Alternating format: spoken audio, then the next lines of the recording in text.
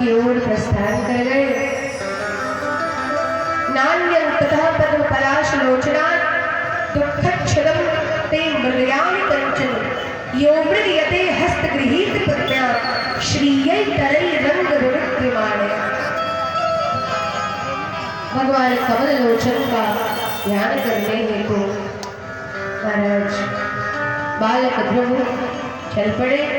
मार्ग में नारद जी मिले।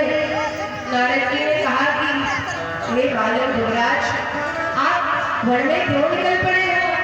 अरे यह समय तो आपका राजमहल में खेलने का है, वहाँ की सुंदर सुंदर वस्तुओं का उपभोग करने का समय है। बालक, आप यहाँ से वन की ओर प्रस्थान कर जाए, वन से महल की ओर प्रस्थान कर जाए। बालक ध्रुव ने कहा कि हे गुरुदेव, मुझे अब वन में ही रहना है। नारद देखा विकल जयंता, लागी दया कोमल चित संता, लागी दया कोमल चित संता। नारद जी ने देखा कि बालक की संकल्प एकदम दृढ़ है, बालक के संकल्प को कोई डिगा नहीं सकता, तो नारद जी परम प्रसन्न हो गए और ध्रुव जी को द्वार साक्षर मंत्र प्रदान किया।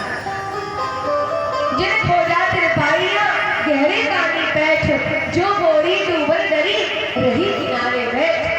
जब आप भगवान के पथ पर चल पड़ोगे ना, तो भगवान आपके पथ के प्रदर्शक बन जाते हैं। लोग कहते हैं ना, ये पंथ बड़ा कठिन है, लोग कहते हैं वैष्णव बन जाते हैं। नहीं महाराज जी, बहुत कठिन है, नहीं होगा मेरे से, नहीं इस पथ में हम चल पाएंगे, बड़ी बड़ी बड़ी नियमावली है। अरे महाराज, आप संकल्प करो कि मुझे इस पथ पर चलना है, और आप एक कदम बढ़ाओगे तो जो तू आवे एक पग मैं आऊं पग साथ। ठाकुर जी कहते कि तुम बस संकल्प करो कि तुम्हें मेरा बनना है, फिर तो मैं तुम्हें कैसे अपना बनाता हूँ तुम देखते जाओ। फिर यहाँ तो मनुष्य संकल्प करने तक तो तैयार नहीं है। आप मंजिल की तरफ पांव बढ़ाओगे तब तो रास्ता मिलेगा, आप दूर से देखने के आगे तो रास्ता ही नहीं है। तो प्रेम लगन के कठिन है, डगर रे बटोही न करना बसेरा रे, पग धरे तो धरे ना हो जाए अंधेरा। देखने में कठिन लगता है, पर इससे सहज सुगम मार्ग कोई नहीं है। क्योंकि मैं आपको बताऊं, संसार में संसार के भरोसे अगर जिएंगे ना, बार बार संपत्ति विपत्ति दुख दारिद्र्य आते रहेंगे, पर जो जिसके जीवन में मिला सत्संग है, इसको हर घड़ी आनंद ही आनंद, उसकी तो व्यवस्था ठाकुर जी करते। आप एक बार संकल्प तो करिए, आपके खाने पीने उठने बैठने सोने जागने चलने रहने सबकी व्यवस्था वो कर देते हैं, सारी व्यवस्था बना देते हैं। बस संकल्प करने की बात है। बालक को गुरुजी मिल गए, गुरुजी ने सुंदर मंत्र प्रदान किया और बालक ध्रुव कहाँ से महाराज चल पड़े भगवान के दर्शन प्राप्त करने के लिए। आप इन बालक की महाराज संकल्प देखिए। ध्रुव जी कहाँ गए? तो मधुबन में भजन करने गए। मधुबन कहाँ है? तो मथुरा से थोड़ा सा पश्चिम जब आप जाएंगे तो माहौली नाम का गाँव है, वहीं पर ध्रुव टीला बड़ा प्रख्यात है। आज ही वहाँ जाने पर आपको लगेगा कि अवश्य ध्रुव जी को भगवान ने यहाँ दर्शन दिया है। बड़ा प्यारा स्थान है। और ध्रुव जी रहने वाले कहाँ के हैं? तो बोले ब्रह्मवर्त का। ब्रह्मवर्त कहाँ है? ब्रह्मवर्त कानपुर के पास बिठूर, जिसको अभी बिठूर कहते हैं, तो बिठूर के रहने वाले थे ध्रुव जी। और बिठूर से पैदल मथुरा गए मधुबन, और वहाँ आकर के भजन किया। प्रारंभ इधर तो महाराज प्रातःकाल ही राजमहल में शोक उठा गया। बालक कहाँ गए? अब तो कान को शोक होने लगा। नारद जी आए, पात को कहा जितना मत करो, तुम्हारा पुत्र भगवान के भजन में लगा है। तो भी आशीर्वाद दो कि उसकी भक्ति बनी रहे। बालक भजन करने लगे।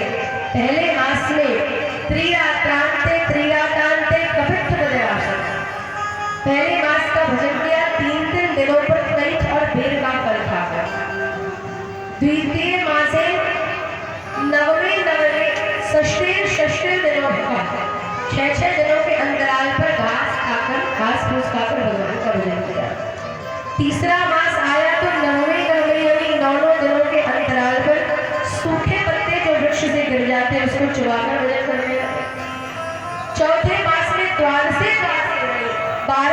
दिनों के अंतराल पर केवल जल पीकर भजन करने लगे।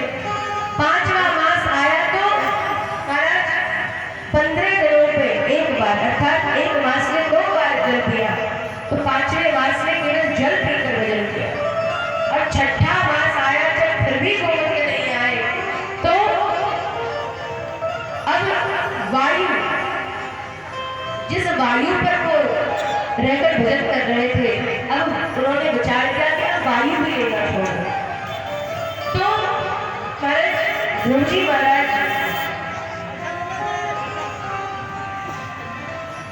15 दिन पर जब 6वां महीना आया तब श्वास छोड़ दिया। और पहले श्वास की पूरक, कुंभक और रेचक 3 प्रक्रिया होती है श्वास लेने की। तो इस बार रेचक करके प्राणवायु को बाहर छोड़ा और महाराज श्वास की पूरक, कहते कि प्राणवायु को बाहर छोड़कर फिर पूरक खींचा भी नहीं, वायु भी नहीं लेना और भजन निरंतर चल रहा है। आप लोग के जब वायु भी नहीं लिया तो हृदय में स्थित भगवान का श्वास से भगवान का श्वास होगा तो भगवान के